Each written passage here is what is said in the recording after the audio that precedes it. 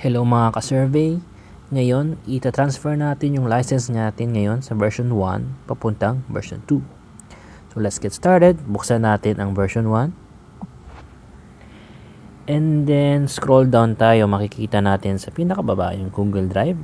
Click lang natin yun. Now once na lumabas na yung page, i-download lang natin yung version 1.0.32.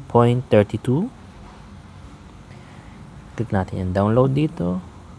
And then pati yung version 2 na ang nakalagay dito is version 2.0.1 or kung ano ba yung latest na nakalagay dyan. So download lang. So once na ma-download na natin yung files, punta lang tayo sa file manager. Punta tayo sa downloads and then install natin yung version 1. Date.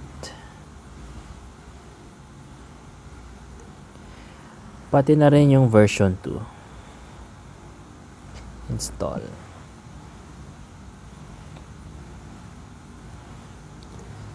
Now once na ma-update na natin yung version 1 and ma-install na natin yung version 2, open lang natin yung version 1.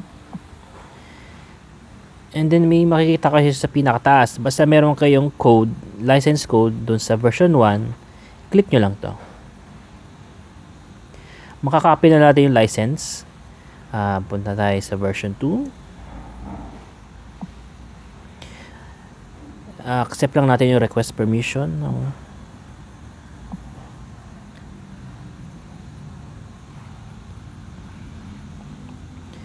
Click lang natin yung get started. So, input lang natin yung pangalan.